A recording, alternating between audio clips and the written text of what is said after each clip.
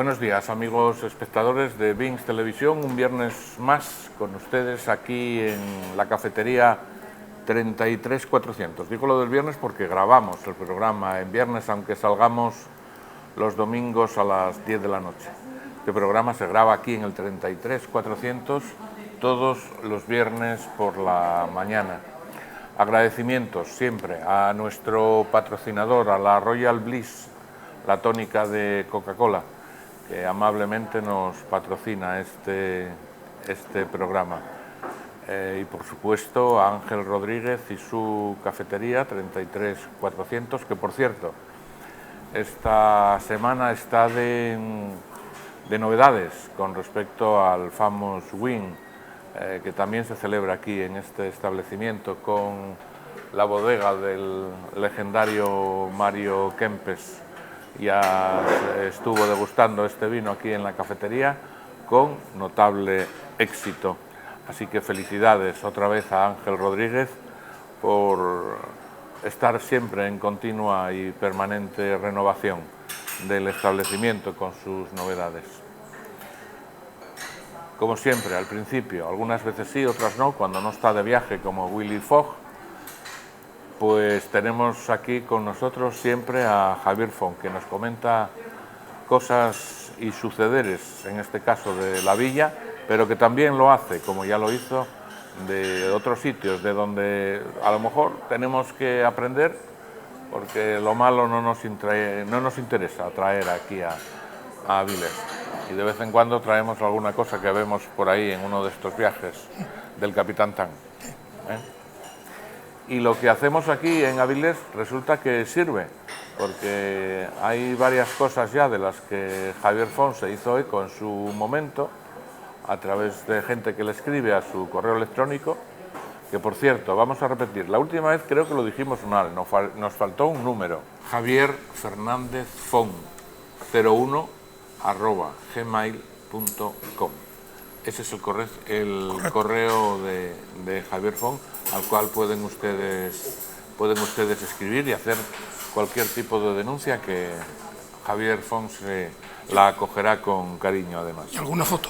Y alguna foto, si pueden mandarnos también de la tal denuncia, pues sería estupendo.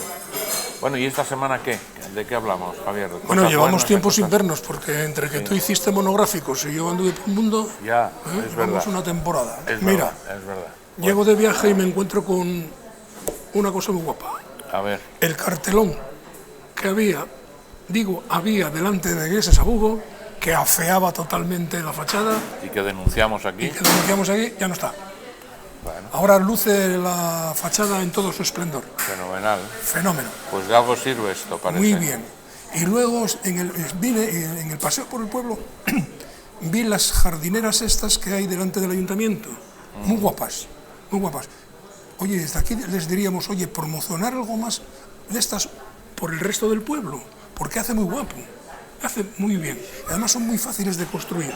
Están hechas con pletina de 33 de hierro y doblando. ¿Y no las estropea la gente? No, los niños no les da por enredar ahí. Yo las veces que fui, allí se respeta, la gente va, viene y muy bien. Bueno, estupendo.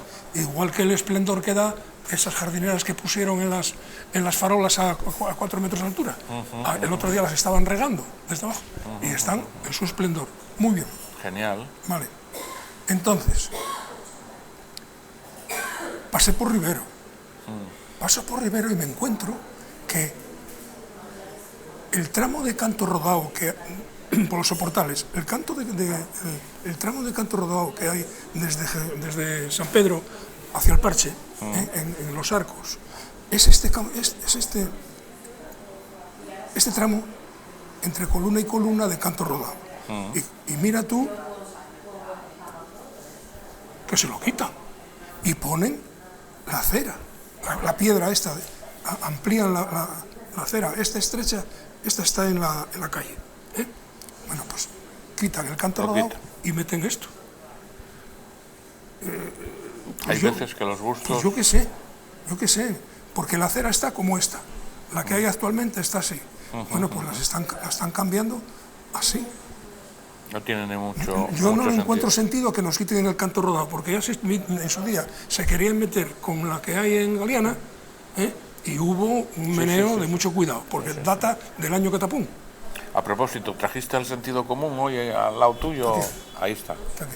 Pues a ver si el sentido común Bueno, dice algo al respecto de... entonces, esta nos la envía Ana Cueto. Ana Cueto, que vive en José Cueto hacia el final. Cuando saca a su madre de paseo en la silla, sale del portal, se encuentra la acera y para poder pasar al paso de peatones, mira tú qué hendidura hay ahí y la rueda delante se clava. Entonces ella tiene que hacer un gran esfuerzo para levantarla, empujarla y llegar al paso peatones. Sí. Y el paso peatones. Pero mira, el paso peatones no te traje nada más que una, porque está completo de estos baches. Como si estuviera nuevo, vaya. Sí, entonces claro, la señora va clum. Entonces, ¿qué tiene que hacer Ana? Tiene que apartarse del paso peatones y cruzar por la carretera. En fin. Termino. Esta joya es la que ves ¿Dónde es eso? En Gutiérrez Cerrero, a la altura de lo que fue Bomberos. ¿Y tiene cables eso por dentro? No. Bueno, Esto en su día lleva años y años ahí, y ahí está. Y nadie le da por recortarlo. Nadie le da ni por recortar, ni por tapar, ni por nada. Bueno, pues a ver, una cuchilla de esas... Esto lo denunciaron gente que viene a trabajar desde Versalles al Parche. Y me dijo, oye, pasa por allí. Y mira tú... Pues eso está bien, eso, para tener un accidente y romperse la crisma. Es que está comiendo acera. Si esto es la acera, ellos vienen hacia acá. Ya los ves, torcidos por acá. Bueno, pues hay que tomar nota de estas cosas pues que hoy Javier nos trae hasta aquí. ¿Alguna cosina más? Te comento la conversación que tuve con el director del hotel. ¿Con el director del hotel? ¿De Sí, qué hotel? Que estuve en Lanzarote. Ah, sí, dime. Lo comenté. A ver, partimos de que no hay ser más peligroso que un jubilado ocioso. Y yo lo llevo todo. Entonces, yo llevaba en la cabeza estas manifestaciones que hubo en contra del turismo masivo en Mallorca y en Tenerife. Y lo hablé con él. Oye, esto, dice él, es que mira, no nos gusta eso. No sé quién lo promueve, pero no nos gusta. Pero claro, tampoco nos gusta que conviertan esta isla en un rincón de Lois como el de Benidorm, que aquello es, ya sabemos todos lo que es, que aparte de que les dan dinamita para beber, auténtica dinamita, lo que se meten ellos para el cuerpo, y que luego anden desnudos por la calle, pues eso tampoco lo queremos aquí. Nosotros queremos este tipo de turismo familiar, tranquila la isla, a las 12 de la noche está esto muy tranquilo. Si vienen con los críos, los monitores, trabajan con los críos, no se pueden escapar de aquí bajo ningún concepto, porque está todo, todo bloqueado, y con los monitores los tienen ocupados 8 horas. Claro. Y bueno, lo principal fue que no están por la labor de promocionar esas masificaciones o esas en contra del turismo. Es de sentido común lo que te dijo ese buen señor, el sentido común, ese que tienes ahí a tu lado. Entonces, bueno, pues habrá que tomar nota entre todos y tenerlo en cuenta para sucesivas ocasiones. Así que, bueno, sin más cosas, si quieres, nos vemos la semana que viene por aquí mismo. No, nos vemos luego, ya cuando toque la hora de recitar. Bueno, pues nada, lo escucharemos además con mucha atención, ¿vale? Muy bien, vale. Pues hala, nos vemos ahora enseguida. Pues voy a abrir las gallinas y las ocas y vuelvo. Bueno, como tú quieras. Muy bien, pues nada, vamos a hacer un minutín de publicidad y volvemos ya de inmediato. Cerca de ti, en 33 400 de Avilés. Probarás las mejores hamburguesas que jamás hubieras degustado y de máxima calidad, así como otros platos y menús internacionales. Aquí, en 33 400 de Avilés, muy cerca de ti. Te esperamos.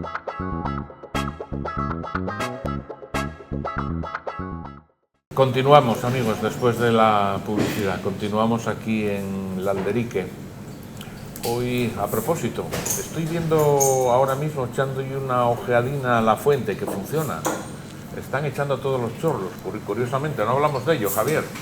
Y están echando todos los chorros, yo no sé si derechos o no, pero de momento están echando todos los chorros agua. Cada uno a su bola, ¿eh? Cada uno a su bola, bueno, bien, pero bueno, la fuente está concebida para eso, para que eche agua, y echa agua hoy, por fin, después de no sé cuánto tiempo. Bueno, vamos a lo nuestro.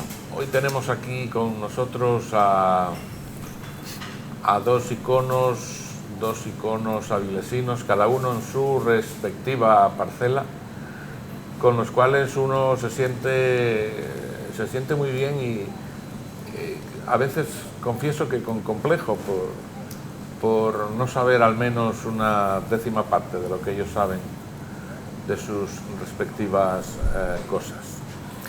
Empezando por el final, que no tenía el gusto de haber saludado nunca personalmente, pero sí que le conocía de vista. Tenemos a Vidal de La Madrid. Buenos días y bienvenido, Vidal. Muy buenos días, gracias. Y a continuación, y que ya conocen ustedes también de más veces, y compañero de tertulias y de muchas cosas, a nuestro Juan Carlos de La Madrid. Bienvenido, Juan Carlos. Bien hallado, tocayo. Así que vamos a hablar de cosas con ellos, en las respectivas áreas que les ocupan a cada uno. Y son cosas, ya verán ustedes, como muy interesantes. Si me lo permiten, vamos a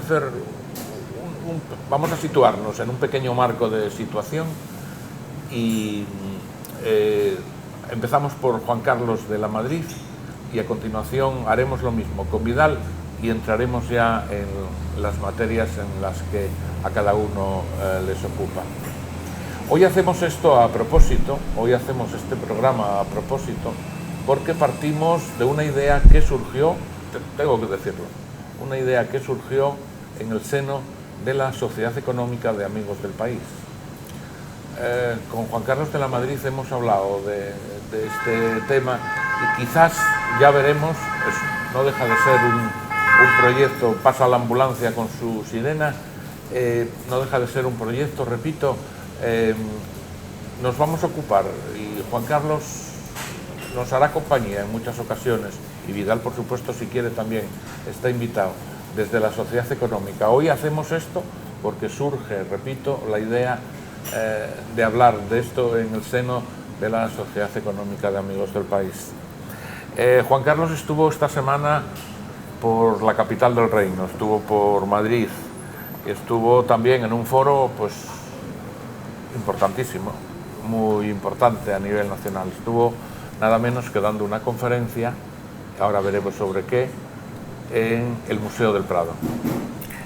Me gustaría mucho que nos contaras así un poco sucintamente, entraremos en materia, en qué consistió, por qué estuviste ahí, quién te invitó, en fin, que nos pongas un poco en ese marco de situación que antes describía Juan Carlos. Bueno, pues tú lo has dicho, es un acontecimiento para una persona como yo, un investigador como yo, que no está vinculado a una institución académica ni nada por el estilo, algo que se da muy pocas veces en la vida, ¿no? Que te llame pues posiblemente la mejor pinacoteca del mundo y uno de los 3 o 4 referentes culturales también mundiales. Me llamaron porque hay una exposición impresionante comisariada por Javier Barón, que es el responsable de todo el aparato del siglo XIX en el Museo del Prado, que se llama Arte y Transformaciones Sociales en España.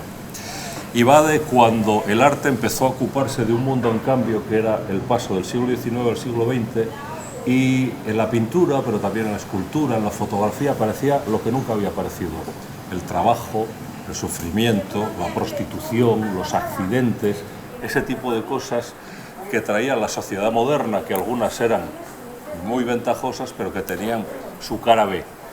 Esa es una exposición sorprendente. Yo animo a todos los que nos estén viendo ahora que vayan en peregrinación al Museo del Prado, porque encontrarán además una exposición muy diferente a lo que el Museo del Prado programa con sus fondos habitualmente.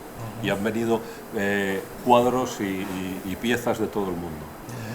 Entonces a mí me llamaron porque hay paralelamente un ciclo de conferencias que arropa la exposición para hablar de diferentes aspectos. Hablan de escultura, de arquitectura, de fotografía, de grabado y de cine. Y a mí me llamaron para hablar de cine. No hay tantos especialistas en España de los primeros tiempos del cine porque esta exposición abarca hasta 1910. Entonces yo debería hablar de cómo era el espectáculo del cine entre 1896 y 1910 en España. Yo tengo un enfoque pionero que salió ya de mi tesis doctoral, que es hablar del cine metido dentro de los espectáculos en los que iba. Porque el cine de los primeros tiempos no era imagen en movimiento solo, no era solo celuloide. Eran cupletistas, focas amaestradas, fenómenos, género chico, todo ese tipo de cosas. Y yo llevo esa teoría desde hace muchos años. En el Museo del Prado, afortunadamente, lo sabían y me llamaron para hablar ahí. Por cierto, ¿cómo te fue? ¿Cómo fue la...? Excelente, ¿no? Éxito de público. Éxito de público. El Museo del Prado tiene un auditorio de unas 400 plazas en anfiteatro.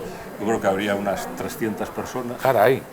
300 personas, sí, acostumbrados como estamos por aquí, que si metes 25 personas en una conferencia es un éxito, pues ahí había unas 300 personas entregadas que me interrumpieron con aplausos a mitad de la conferencia y al final tuve que levantarme a saludar. Está mal que yo lo diga, pero así fue. Qué bien, pues felicidades, desde luego, porque nos gusta escuchar a los avilesinos y a los asturianos en general según qué cosas, y que alguien triunfe en Madrid, en el Museo del Prado o nada menos, pues no deja de ser un acontecimiento a destacar, que es lo que estamos haciendo hoy con este programa. Bueno, me van a permitir que lea 4 líneas porque es abundante el currículum de Vidal de la Madrid. De Juan Carlos no lo hice porque bueno, ya lo hemos hecho en alguna otra ocasión y los avilesinos lo conocen perfectamente. Quizás a lo mejor yo no tuve la oportunidad nunca con Vidal de hacer esto que hoy estamos haciendo, y quizás sea a lo mejor algo menos referenciado su currículum, pero bueno, por eso quiero leerlo. El doctor Vidal de la Madrid es catedrático de Historia del Arte, del Departamento de Historia del Arte y Musicología de la Universidad de Oviedo. Es coordinador del grupo de investigación Ceán Bermúdez de la misma universidad y ha sido investigador principal en proyectos de investigación nacional sobre catedrales españolas y sobre el santuario de Nuestra Señora de Covadonga, tema que a un servidor personalmente le gusta y que abundaremos, con el permiso de Vidal, en él. De la misma manera que a Juan Carlos, ¿qué te llevó al Foro Jovellanos bajo el título Jovellanos, Ventura Rodríguez y el nuevo milagro de Covadonga? ¿Por qué estuviste allí? ¿Quién te invitó? En fin, un poco como Juan Carlos nos hizo con su Museo del Prado. Vidal. Muy bien, en el Foro Jovellanos me invitaron para dar una conferencia sobre la relación que Jovellanos tuvo acerca del nuevo proyecto que se pretendía hacer en Covadonga en el siglo XVIII. Covadonga tradicionalmente era un santuario caracterizado por un templo encajado en la cueva, un templo de madera cuyo origen es totalmente incierto, pero que probablemente vendría de la Edad Media, y ese templo en el siglo XVIII desapareció a causa de un incendio. Ese templo desapareció y hubo una cierta conmoción nacional, una preocupación por lo que pudiera ser la desaparición del santuario, y desde el rey a la Cámara de Castilla y otras personas más o menos con responsabilidad decidieron emprender una iniciativa para reconstruir el santuario. Primero intentando reunir limosnas para que eso fuera posible. Cuando las limosnas no fueron suficientes, se recabaron arbitrios de distinta naturaleza y sobre todo se encargó a un arquitecto, el arquitecto que entonces consideraban más relevante, de mayor prestigio en el país, que era Ventura Rodríguez, se le encargó hacer un proyecto que debería reunir todos los significados de Covadonga y todos los aspectos que ya figuraban en el antiguo templo, pero que ahora querían hacerlo de una forma más moderna y con una mayor voluntad de permanencia. Todo este proyecto, que como se puede imaginar resulta muy complejo, tanto de realizar como de concebir, reunió también el interés de muchos asturianos, y asturianos que entonces no solamente estaban comprometidos con todo este movimiento ilustrado, sino también comprometidos con el gobierno de la nación, especialmente Pedro Rodríguez Campomanes, el conde de Campomanes, que entonces estaba en la Cámara de Castilla, y desde luego también Jovellanos. Porque Jovellanos escribe a la muerte del arquitecto Ventura Rodríguez, escribe un elogio de don Ventura Rodríguez, que se lee en la Real Sociedad del país, la Real Sociedad Económica de Madrid, y en ese elogio él va describiendo cuáles son las aportaciones del arquitecto que él consideraba más importante en aquel momento, pero incluso le daba el marchamo de restaurador de la arquitectura clásica, una arquitectura que durante el barroco ellos creían que había quedado más o menos desplazada por un gusto que no apreciaban, que era el gusto barroco, pero que ya con Ventura Rodríguez, según Jovellanos y según otros, esa arquitectura clásica se había recuperado. Pues bien, en ese elogio, donde se van describiendo algunas de las obras fundamentales de Ventura, Jovellanos describe también el proyecto que concibió para Covadonga, y lo describe con un cierto apasionamiento, lo describe con un interés de mostrar las novedades que eso suponía, que es un escrito que ha permanecido a lo largo del tiempo como una referencia para la interpretación del proyecto, que incluso le da un aire de prerromanticismo, como si estuviéramos viendo cuestiones ya del 19 en la idea que Jovellanos tiene de ese proyecto. Un proyecto que desgraciadamente no llegó a ser ejecutado por diversos problemas. Hubo problemas económicos, problemas de presupuesto, problemas de rechazo del propio Cabildo, que no quería que el proyecto, la nueva basílica, se construyese delante de la cueva, sino en el interior, como había sido hasta entonces. Y hoy en día lo único que tenemos son la reproducción de esas plantas, de esos dibujos, y el basamento, que el basamento sí se ejecutó. Es decir, cualquiera que vaya a Covadonga, cuando pasa por delante de la cueva en la carretera está asfaltada directamente sobre el basamento de ese gran proyecto de Ventura Rodríguez que encauza las aguas que emanan de los sudaderos de la roca. Juan, yo te puedo decir que si se hubiera hecho ese proyecto, Covadonga sería como santuario una referencia mundial, como Lourdes, como Fátima, sería algo realmente espectacular. Se me ocurren muchas preguntas que prefiero no hacer en este momento, pero voy a reservármelas fuera de cámara. Pero es una pena, como siempre, en Asturias, las cosas que pasaron y que por herencia aún hoy siguen pasando. Este comentario de Juan Carlos pues no deja de a uno sorprenderle y a veces enervarle, ¿no? Como es el caso. La ambulancia hoy nos trae a mal traer. Pero bueno, es un tema muy interesante, Vidal.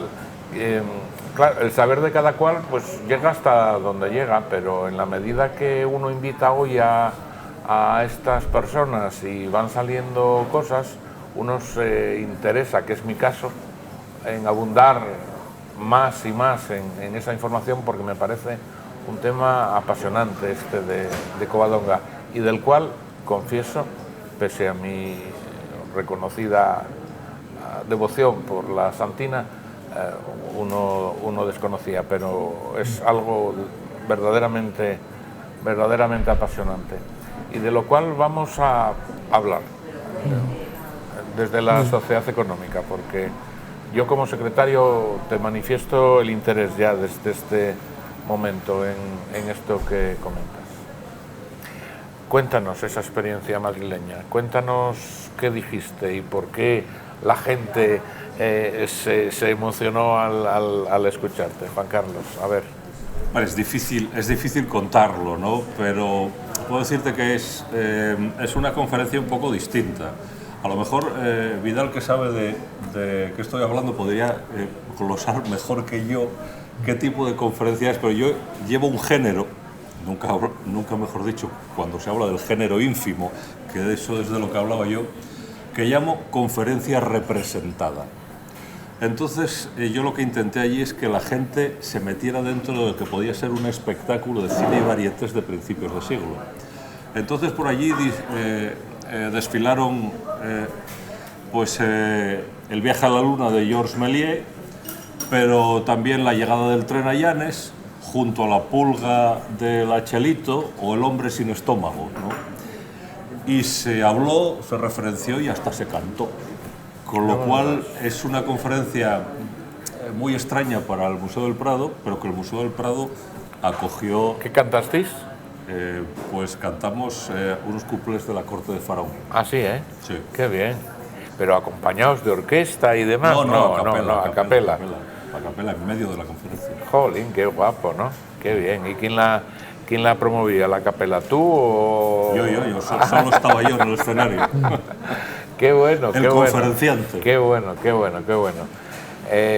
Aquí hoy tenemos unos cuantos pasquines de mano que se repartían en los cines antiguamente, y cuando llegue el momento hablaremos también de alguno de ellos, aunque estamos pasados de fecha porque estos son de 1940 y tantos ya nos pasamos en las fechas, en ese paréntesis que Juan Carlos abría al principio, pero que no dejan de tener su gracia,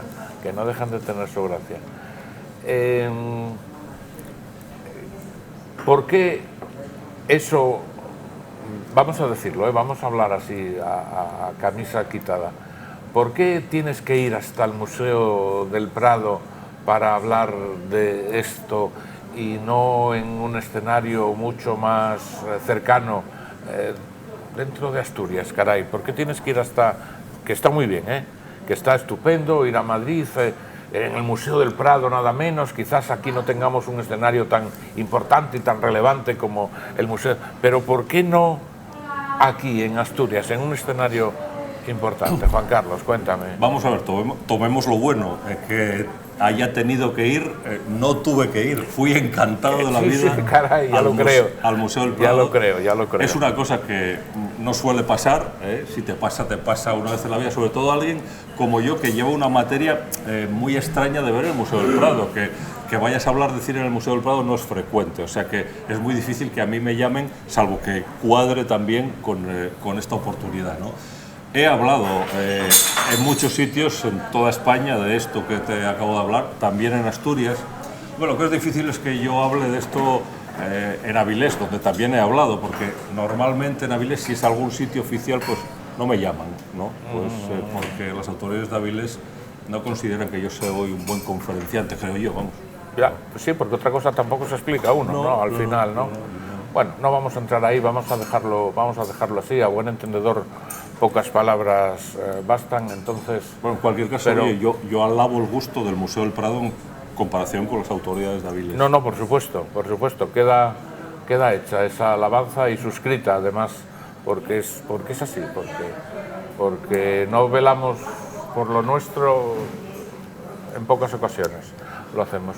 Van a servirnos ahora, con permiso de Juan Carlos y de Vidal, una tónica que promueve y patrocina el grupo, buenos días, muchas gracias, que promueve el grupo Coca-Cola, que es la Royal Bliss tónica, y que Ángel, bueno, pues vende también en su establecimiento. A ti te pusieron un bitter, mira, de Coca-Cola. Es un bitter, esto. Sí. Está bien, mira, estupendo, muchas gracias. Gracias. Bueno, pues nada, por ese éxito, Vidal, por ese éxito de ambos, vamos, en muy vuestros bien. Respectivos foros, Gracias. Muy bien. Y a ti, Vidal, en tu foro Jovellanos, ahóndanos un poco más la materia que trataste en tu conferencia, incidiendo, por supuesto, en el asunto de Covadonga, que a mí tanto me gusta? Yo creo que lo de la conferencia de Vidal se une un poco con la actualidad del Museo de Covadonga, que él rediseñó en sus contenidos, y a lo mejor si le preguntas por eso... No, que nos lo explique, por supuesto. A la gente le puede interesar mucho, porque si va allí ahora a Covadonga puede encontrarse esto que les explique Vidal. He confesado al principio mi ignorancia en el tema, así que si me ayudas en la entrevista con Vidal, yo estaría también encantado. Sí, pero no es porque yo sepa mucho, no. Es porque este señor era el niño con el que yo me peleaba por los juguetes, ¿no? Y entonces alguna cosa de él conozco. Claro. No porque sepa mucho de otro. Claro. Pues sí, cuando quieras, entonces. Bueno, podemos hablar de lo que queráis. No, pero de esto que comenta tu hermano también. Vamos a lo del museo. Sí, ¿Cómo estaba y cómo está, por ejemplo? Hombre, lo del Museo de Covadonga es parte de un proyecto largo. Nosotros, como grupo Ocean Bermúdez, llevamos trabajando en Covadonga desde hace muchos años. Habíamos publicado ya alguna cosa, un libro, sobre la evolución del santuario. El santuario, como podéis imaginar, es un espacio muy atractivo, un espacio que ha ido cambiando a lo largo del tiempo y que ha ido aportando no solamente nuevas construcciones, sino también un patrimonio artístico de cierto relieve, muchas veces a partir de donaciones. Y llegó la oportunidad de poder trabajar en el museo. El museo había quedado envejecido y gracias al mecenazgo de la Fundación María Cristina Massabiu Peterson se pudo iniciar un proceso de renovación del museo. En ese proceso colaboramos los miembros del grupo Ocean Bermúdez, el profesor Javier Barón, que acaba de ser mencionado aquí, que es conservador del siglo XIX en el Prado, Alfonso Palacio, que es el director del Museo de Bellas Artes de Asturias en estos momentos, y los profesores de la Universidad de Oviedo, Javier González Santos, Yayo Kawamura y yo mismo, ¿no? Nos aplicamos a hacer un catálogo de las piezas que atesoraba el museo en aquellos momentos, estoy hablando de hace 3 años, 4 años, y la publicación que se hizo en aquellos momentos yo creo que es una publicación ejemplar dentro de lo que puede ser este tipo de obras, ¿no? Hicimos una reflexión general sobre el santuario, hicimos una historia del santuario y además hicimos un análisis pieza por pieza en un catálogo razonado de todas ellas. Un catálogo que además la Fundación María Cristina Massabiu publicó también en inglés para que se garantice la divulgación. Una vez que se ha hecho ese catálogo, la Fundación se aplicó también a la reforma del edificio que contenía el antiguo museo, que se lo encargó a un arquitecto que yo creo que consiguió una solución magnífica, que es Román Villasana, avilesino, y que hizo una concepción nueva en el sentido de crear una caja oscura que aísle totalmente el museo del resto del edificio y en la cual se va iluminando exclusivamente aquellos elementos, aquellos objetos que son objeto de exposición. Con lo cual el ambiente interior es un ambiente más íntimo, de mayor concentración y según el cual cada uno de los visitantes puede tener una experiencia personal a la hora de visitar el museo. En ese lugar efectuamos la colocación y una nueva concepción museológica de las piezas, intentando que esas piezas mostrasen o contribuyesen a explicar el significado y la evolución del santuario de Covadonga. De tal forma que quien visita el museo pues va a ver aspectos que evidencian cómo fue ese museo, cómo fue ese santuario originalmente, cómo evolucionó. Estamos planteando también una reconstrucción de este magnífico proyecto de Ventura Rodríguez para que cada época de Covadonga quede perfectamente reflejada. Se han colocado todos los depósitos del Museo del Prado, que es algo que probablemente poca gente conozca si no visita el museo, y es que en el Museo del Santuario de Covadonga hay en estos momentos 17 lienzos, 17 depositados del Museo del Prado, pertenece al Museo del Prado, que es la colección, parte de la serie cronológica de los Reyes de España, que se hizo en el siglo XIX, a mediados del siglo XIX, y que se depositó ya en Covadonga en los años 80 del siglo XIX, pero que nunca habían tenido una exposición todos reunidos y con esta concepción en el museo, y que realmente es algo notable. O, por ejemplo, hemos recibido una obra también de depósito del Museo del Prado muy recientemente y que ya está colocada en el museo, que es el modelo que sirvió a Juan Sansó, el escultor que hizo la nueva Virgen de Covadonga. Cuando se construye la nueva basílica, la Virgen tradicional permanece en la cueva, pero hay una nueva Virgen que se hace en el momento de hacer la basílica para que permanezca en la basílica. Pues bien, el escultor que hace esa nueva Virgen hizo también un modelo en escayola blanca, pura, que le da un aire diferente, porque la escultura que está en la basílica es de madera policromada, y ese modelo se conserva en el Prado. Hicimos unas gestiones en el Prado y han permitido que ese modelo se deposite en Covadonga, al igual que los otros cuadros, y hoy en día cualquier visitante del museo puede ver también esa escultura allí en un lugar preferente en el museo, donde también hay otros lienzos de la Virgen, fotografías del santuario. Hay una importancia también muy relevante de la orfebrería, de los cálices y de otras piezas que se conservan allí, muchas de ellas de donaciones, y se da un especial relieve también a las donaciones y exvotos que como santuario ha tenido a lo largo del tiempo. Se ha hecho una selección de los que consideramos más interesantes y que pueden reflejar mejor el tipo de piezas que se depositaban en el santuario, y están también colocados de una forma especial en este museo. ¿Todo eso está recogido en ese catálogo del que hablabas o no? Sí, todas las piezas expuestas en estos momentos en el museo, excepto estas últimas, el modelo de la Virgen. ¿Y ese catálogo está a la venta en el museo? Está a la venta en el santuario de Covadonga y en el museo, sí. Tengo que decir que el libro anterior, el de toda la historia del santuario, es casi un bestseller en Covadonga. Se está reeditando constantemente, pues se agota. Así, ¿eh? Sí, sí.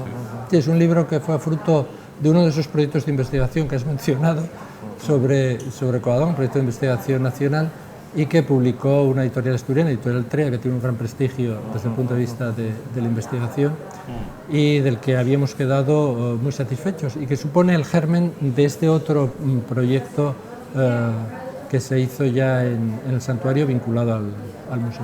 Un saludo desde aquí a Álvaro de Trea, con el que hace poco estuvimos comentando sobre un libro precisamente de Juan Carlos de la Madrid, que pronto se lanzará.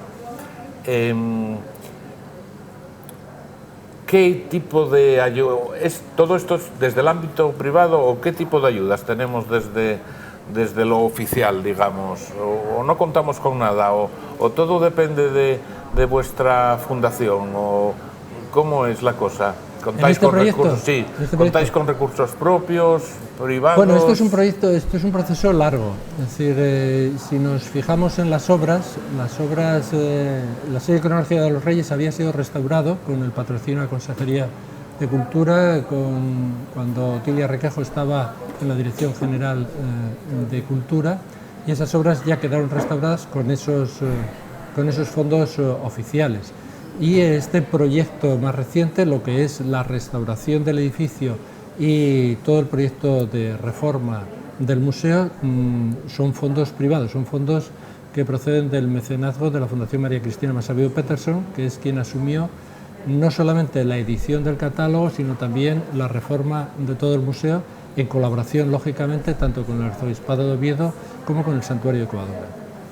Y no es un tema, Vidal, que hubiera de tratarse con más, no sé, difusión, digamos, porque yo soy un desconocedor de todo esto de lo que me estás hablando, pero creo que como yo o mi entorno, del cual yo sé cosas como Juan Carlos sabía de ti, pues estamos en las mismas circunstancias, ¿no? Quiero decir, se trata de...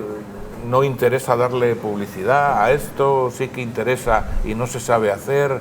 ¿Qué es lo que pasa en definitiva? ¿Por qué no me llega a mí esta información? ¿Por qué no me molesto en saberla? En fin. Es algo que yo desconozco. Supongo que las informaciones de este tipo de cosas proceden del interés que los medios de comunicación tienen sobre ellas. En ello, ¿no? Yo sé que tanto desde el arzobispado como desde la Fundación ha habido una estrategia y unas iniciativas de divulgación de estas cosas.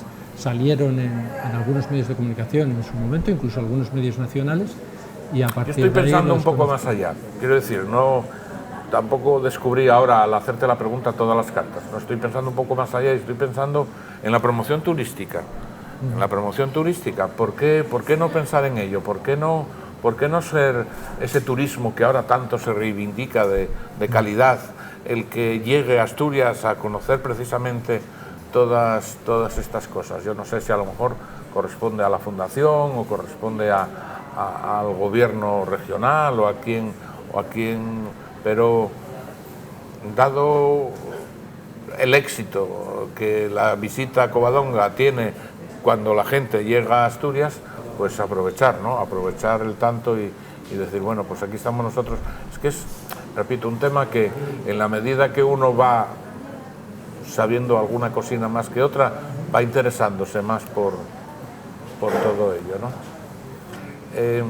Vamos a pasar a Juan Carlos ahora sobre su conferencia en el Prado. Juan Carlos, ¿por qué no nos comentas?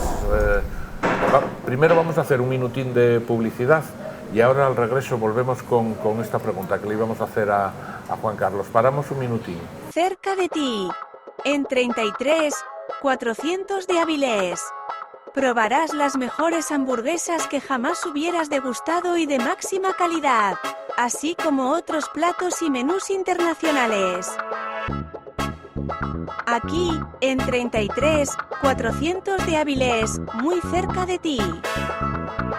Te esperamos.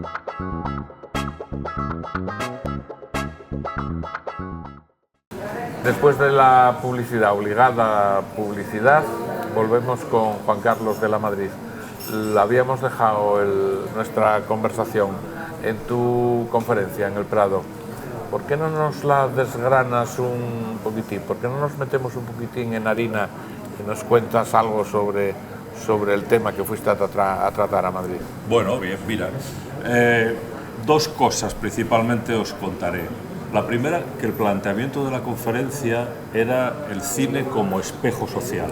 Es decir, ese momento de España era el momento en que empezó a modernizarse, finales del siglo XIX, y todos los 30 años prácticamente hasta la Guerra Civil fue el momento en que crecieron las ciudades, España empezó a industrializarse, creció la población también y la sociedad española cambió mucho.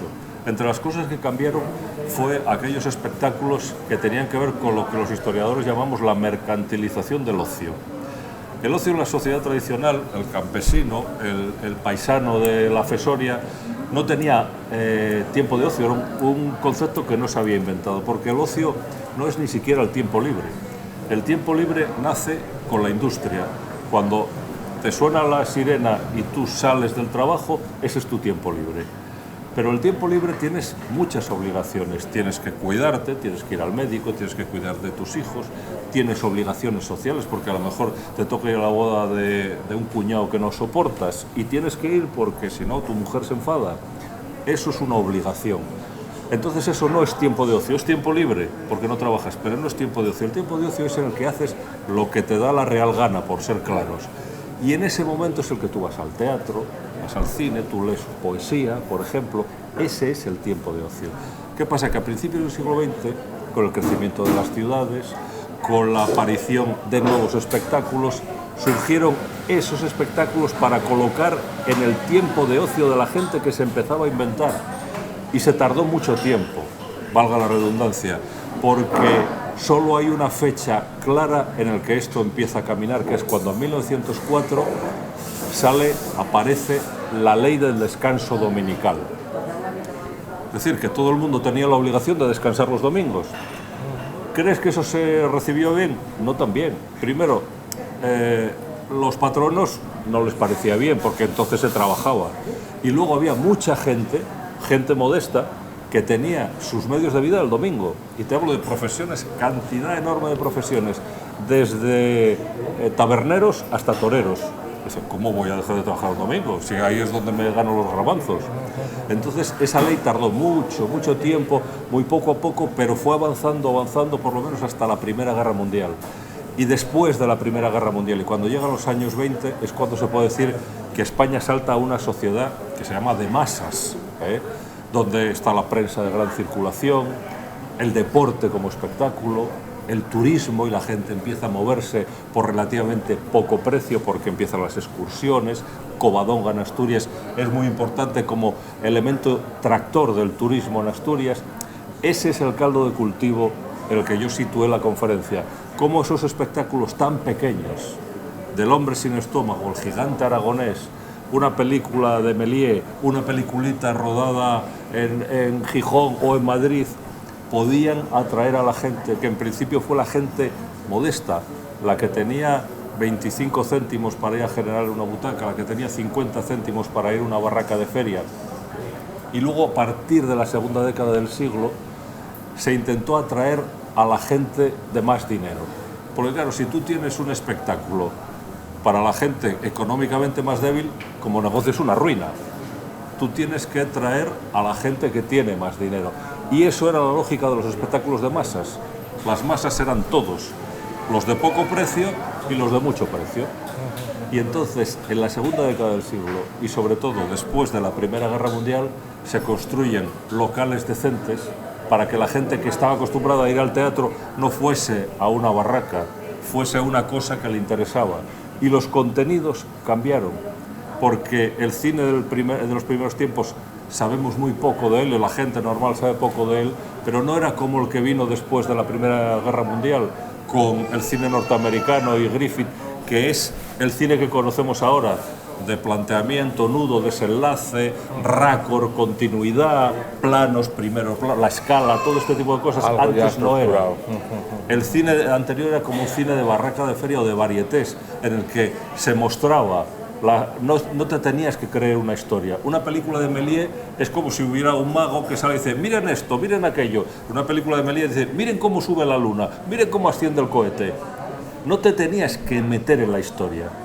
Y el cine que vino después era ese cine en que tú ya te metes en la historia. Entonces yo intenté mostrar ese cambio, el cambio de la sociedad a través de la gente que iba, primero la modesta, después todos, a ver un espectáculo que cambió a la vez que cambiaba la sociedad. Y ese es el planteamiento esencial de la conferencia. Había cines incluso, ¿no? Por lo que más o menos uno pudo leer, había cines incluso en lo que hoy llaman centros comerciales, y ahí están los cines dentro de los centros comerciales. Ya en aquella época empezaban en esos sitios también, ¿no? En esas galerías comerciales, ahí empezaron los cines a los que te refieres, ¿o no? No.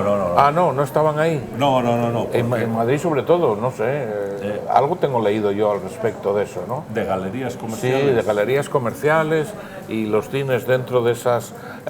quiero decir que lo de hoy no es ningún invento, los cines en los centros comerciales, que ya venía, que es lo que quería, donde quería ir, que ya venía de aquel entonces. Bueno, sí que lo leí. El modelo de cine en centro comercial es fundamentalmente un modelo norteamericano de los años 50 más o menos. Por poner una cosa que todo el mundo domina, si ves los episodios de Los Picapiedra, se refieren a ese tipo de cine.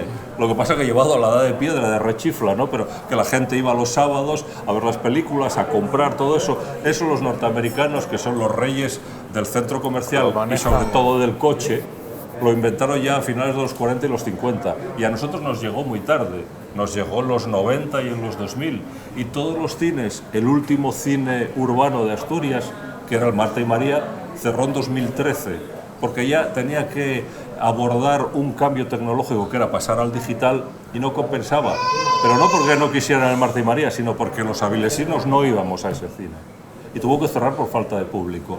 Entonces todos los cines se acantonaron en los centros comerciales, en las que tú, si vas con la familia, a la vez que compras y tal, pues al final te quedas y ves una película. Y eso era como lo que llaman los economistas economías de escala, ¿no? Vas allí y puedes ver todo ese tipo de cosas. y habíamos perdido la esperanza de volver al cine de siempre, ese que puedes ir caminando, que puedes ir con un amigo, que después te vas a cenar. Sin embargo, en Oviedo rompen la lanza en este momento. Exactamente, hasta que hace unos meses nada más, en Oviedo abren en la calle Foncalada unos cines que son como los de siempre, 4 salas muy pequeñas, muy bien programadas, muy bien cuidadas, en que se ve lo que no se ve normalmente en el cine comercial y que tú puedes ir a ver aquel cine que decían que había desaparecido con la pandemia y el streaming. Pues bueno, todavía existe. Oye, Vidal, una preguntina. ¿Qué podemos hacer desde la sociedad civil, digamos, por ese tipo de proyectos en el que estás inmerso en Covadonga? ¿Qué podemos hacer más concreto? Te lo pregunto. ¿Qué podemos hacer desde la Sociedad Económica de Amigos del País de Avilés,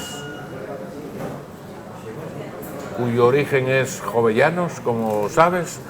¿Qué podemos hacer desde la Sociedad Económica para ayudar en eso? Cosa que a mí me agradaría muchísimo, por cierto. Bueno, yo creo que lo mejor que se puede hacer es divulgar los proyectos, intentar iniciativas como esta, donde se puede llegar a mucho público, para que el público conozca realmente lo que se está haciendo, cómo se está haciendo, con qué colaboraciones, con qué sentido, con qué interés. Incluso invitarte a ti personalmente a que vengas un día al hotel, que es al Hotel Palacio, que es nuestra sede, digamos, y que nos hables de ello. Yo he encantado de ir al hotel o a donde vosotros queráis a hablar de Covadonga, que es un tema que me lleva, fíjate, yo desde que inicié mi tesis doctoral hace ya muchísimos años, cuando era joven, estoy trabajando sobre Covadonga, porque este proyecto de Ventura Rodríguez era una parte esencial de esa tesis doctoral.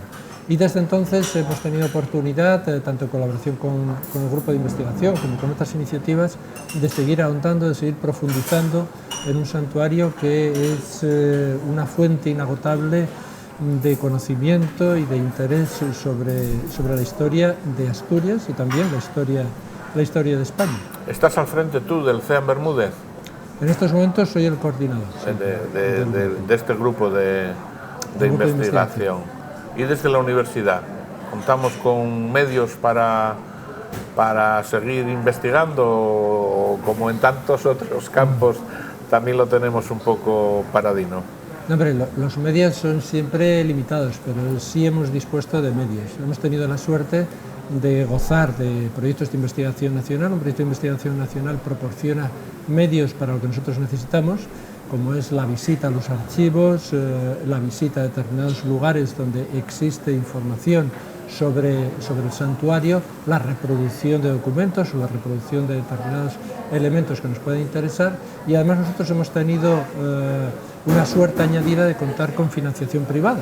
Hemos hablado de la Fundación María Cristina Salvo Peterson, que ha hecho el mecenazgo sobre este proyecto y que ha hecho un compromiso realmente admirable sobre lo que supone Covadonga y la divulgación de su patrimonio.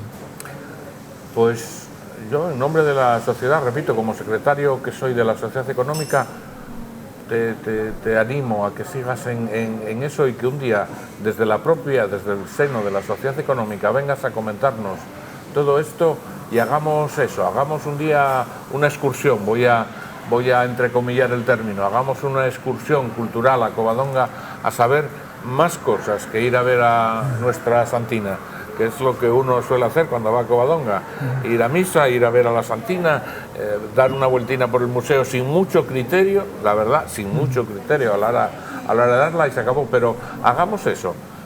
Me encantaría poder, y cuentas desde este momento ya, con la ayuda de la Sociedad Económica en lo que pueda, para por lo menos a la gente a la que nosotros podamos llegar desde nuestro ámbito, pues hacerlo. Me encantaría poder hacer y colaborar en ese tema. Yo te lo agradezco y yo creo que es algo muy necesario. Covadonga, antes estábamos hablando del turismo, Covadonga es la entrada de Asturias para miles de personas. Hay miles de personas que vienen a Asturias y entran por Covadonga y que lo tienen como objetivo inicial. Después ya conocen Asturias, sus playas, su montaña, sus ciudades, pero Covadonga sigue siendo un punto de entrada esencial para gran parte de las personas que vienen de fuera. Y repito, los que estamos aquí, que vamos pues una vez al año de peregrinación, entre comillas igualmente el término, hacemos pues lo que estamos acostumbrados a hacer, repito, ir a misa, ver la Santina, dar un paseín por el museo y poco más, pero tampoco hay que aprovechar, ¿no? Que no es poco tampoco, que no bueno, es poco, que no sí, es poco. pero contando, sobre todo es un santuario mariano. Sí, lógicamente vas a lo que vas, efectivamente. Es un santuario mariano, aunque también tiene otro tipo de significados que se han ido incrementando a lo largo del tiempo. Hombre, el paraje natural también ha traído mucho y de hecho es su origen, pero lo que significa de historia de España y historia de Asturias y del propio santuario es otro de los elementos que contribuyen a hacer de Covadonga, junto con la devoción a la Santina, un lugar realmente excepcional. Se me vino ahora por un momento a la imaginación mi recordado amigo Fernando Balbuena, cuando hablaba de Covadonga y decía que lo de Covadonga sostenía él. Se lo voy a preguntar tanto a Juan Carlos como a Vidal. Sostenía él con sus teorías que lo de Covadonga había sido más que una batalla, una escaramuza, más que una batalla, que no había tanta gente como para haberse producido una batalla. ¿Cuál es vuestra opinión al respecto de la batalla o la escaramuza? Bueno, y mi opinión es que eso es realmente muy poco importante. Ya, bueno. Si fue una batalla, una escaramuza, no lo digo por lo que decía Fernando, con el que tengo hablado de eso, y sé que si estuviera aquí estaría totalmente de acuerdo conmigo. Covadonga es tantas cosas en las que eso, ya que hablamos de cine, una cosa que le gustará a Vidal seguramente que diga, sabes que Hitchcock cuando hacía una película decía que tenía MacGuffin. El MacGuffin en Hitchcock era una disculpa para que a partir de esa anécdota que luego te ponías a mirar y era realmente una estupidez, se realizase toda la película. Pues Covadonga es un MacGuffin. Sea o no sea como se cuenta, lo que vino después es algo tan gigantesco que pasa que Covadonga es el origen de todos los mitos de Asturias y de la nación española. Y eso son muchas cosas que se juntan en las tres patas que tiene Covadonga, que es un significado nacional, un paraje natural impresionante, que es el primer parque nacional de España, y luego un santuario mariano. Y hay gente que va a las tres cosas, o hay gente que va a cada una de las tres. Y eso tiene tanta potencia, que el principio de los tiempos importa menos que el tiempo presente. ¿Y tú, Vidal, qué opinas Yo creo que lo ha explicado muy bien. Al respecto? El debate historiográfico todavía está abierto, pero bueno, la mayor parte de los historiadores están de acuerdo en un hecho esencial, que es que en Covadonga hubo un enfrentamiento que se saldó con el triunfo de la hueste cristiana. A partir de ahí vino todo lo demás, ¿no? Vino una reformulación histórica con las crónicas asturianas, ya con Alfonso III, que eso lo vio como algo que podía prestigiarse y que además lo vinculaba con el reino visigodo, o él quería vincularse de forma prestigiosa con el reino visigodo, y de ahí el avance de las tropas cristianas hacia el sur, en un proceso que generalmente se llama Reconquista, aunque otros prefieren otros términos, pero realmente yo sigo prefiriendo el de Reconquista porque sabemos de qué estamos hablando. Con otros términos a lo mejor no está tan claro. Muy bien, amigos, pues hemos cumplido una hora de programa, vamos a cumplir una hora de programa, nos queda todavía el bloque poético, vamos a recitar, como siempre, una poesía, y antes de acabar me gustaría hacer una reseña, sacado del baúl de los recuerdos, pues una herencia de esa conferencia de Juan Carlos en Madrid. La herencia es aquellos cines que en Avilés había, Marta y María, Palacio Valdés, Iris, todos los cines. Florida, Clarín, Ráfaga, La Victoria. Antes David, el cámara, cogió unos cuantos recursos de todos estos programas de mano, de todas aquellas películas, y que hoy, si quieres, Juan Carlos, añadir alguna cosa y terminar con ello, pues bienvenidos será el comentario que hagas al respecto, ¿no?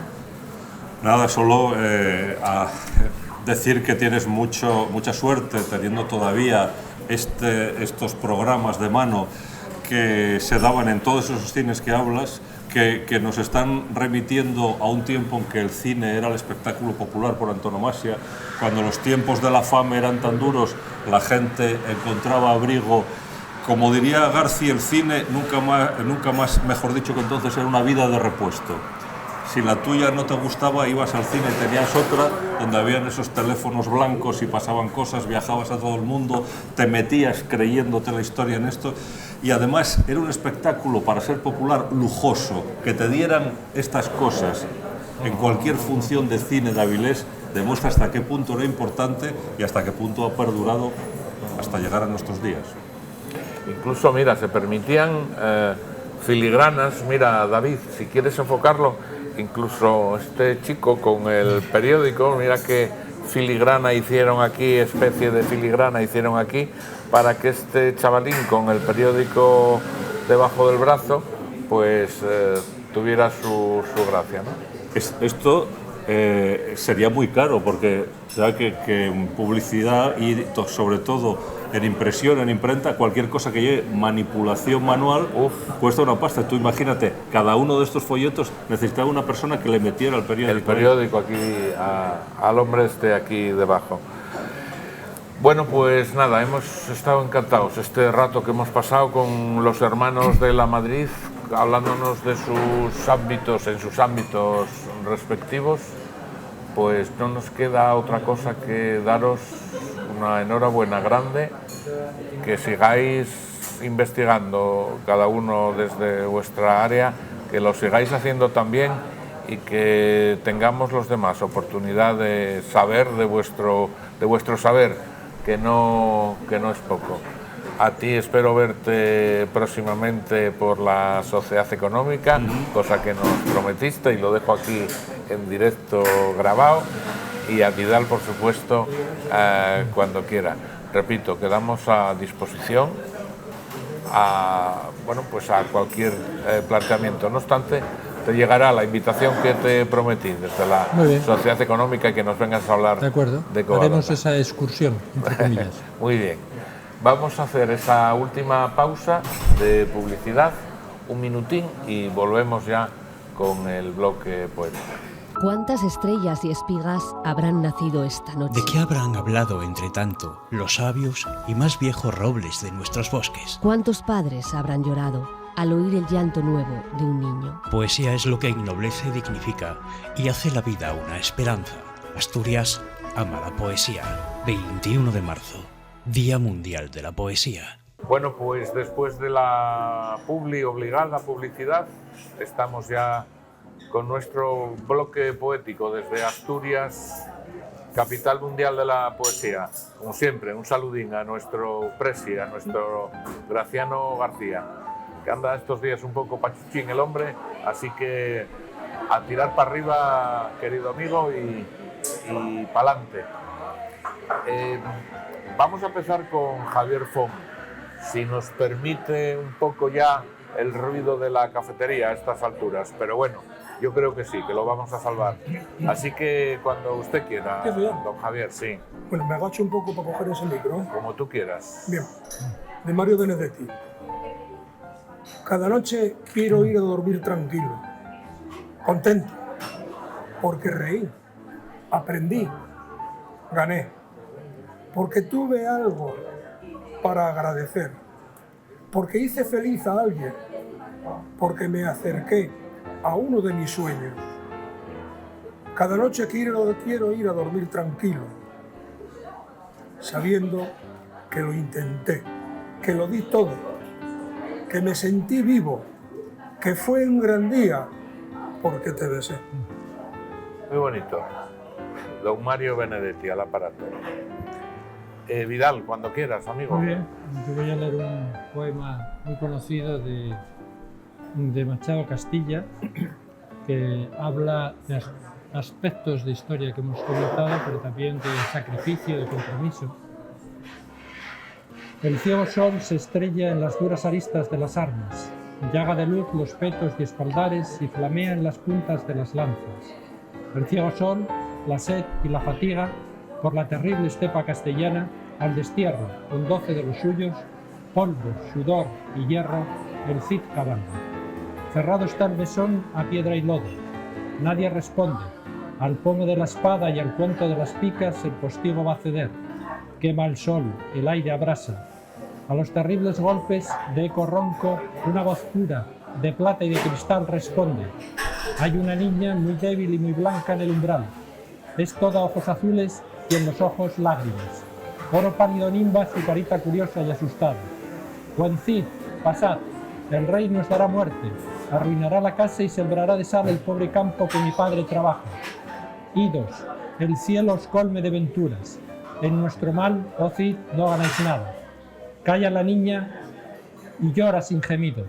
Un sollozo infantil cruza la escuadra de feroces guerreros y una voz inflexible grita, en marcha. El ciego sol, la sed y la fatiga por la terrible estepa castellana al destierro, con 12 de los suyos, polvo, sudor y hierro, el Cid cabalga. Muy bien. Y Juan Carlos. Yo voy a leer un poema de Raquel Lanceros, que es de las poetisas más prestigiosas de los últimos años, que se llama Invocación, y reivindica un poco esa ingenuidad infantil que uno no debe perder jamás. Y dice así: que no crezca jamás en mis entrañas esa calma aparente llamada escepticismo. Huya yo del resabio, del cinismo, de la imparcialidad de hombros encogidos. Crea yo siempre en la vida, crea yo siempre en las mil infinitas posibilidades. Engáñenme los cantos de sirena, tenga mi alma siempre un pellizco de ingenua, que nunca se parezca mi epidermis a la piel de un paquidermo inconmovible, helado. Llore yo todavía por sueños imposibles, por amores prohibidos, por fantasías de niño hechas añisco. Huya yo del realismo encorsetado. Consérvense en mis labios las canciones, muchas y muy ruidosas y con muchos acordes, por si vinieran tiempos de silencio. Muy bonito. Bueno, y terminamos con otro clásico y maestro, con Miguel Hernández, cuando titula Silencio amoroso. Y dice así: ¿sí o no? Silencio. Esa es tu respuesta. Tu silencio afirma: sí, silencio. Niega: no, silencio. Duda: ¿qué? Silencio. Tiembla. Bulle cuando callo entre cuatro orejas. Pero dime algo. Más silencio. Pesa como una granada, medio pechiabierta, medio casi harta de ser aún materia del viento, de estar tiembla que te tiembla, entre fronda y fronda, casi medio muerta de risa, de diámbar la bocaza llena. Medio casi hablas pero callas, pueblas tu voz de palabras, pero cuando apenas vas a pronunciarlas, haces penitencia de silencio, muda, te arrepientes, piedra. Pendo del silencio tuyo como esa araña colgante prende de tu tela. ¿Sí o no? Responde. Sí, no, sí. Contesta. ¿Temes qué peligros? Ninguno te acecha. Lo que es peligroso es una pareja de amor, es callar porque sin la lengua discurre la carne, políglota terca. Silencio. ¿Sí o no? Sí. Ya. Qué tristeza. El maestro Miguel Hernández. Pues nada más, amigos. Muchas gracias, reiteradas las gracias. Volveremos a vernos seguramente en este mismo escenario con otras cosas. Así que hasta la próxima, Javier, gracias por tus cosas. Ya vemos que las pequeñas denuncias que aquí hacemos funcionan Con la iglesia bien, ¿no? y se corrigen. La iglesia de Sabugo ya desapareció el cartelón que nos impedía ver la iglesia como Dios manda. Entonces, bueno, vamos a seguir haciéndolo para que tomen nota y se hagan bien las cosas, en definitiva. Porque las que se hacen bien también las decimos, como las plantitas estas y demás cosas que hemos visto por la villa estos días. Gracias y hasta la semana que viene. Muchas gracias.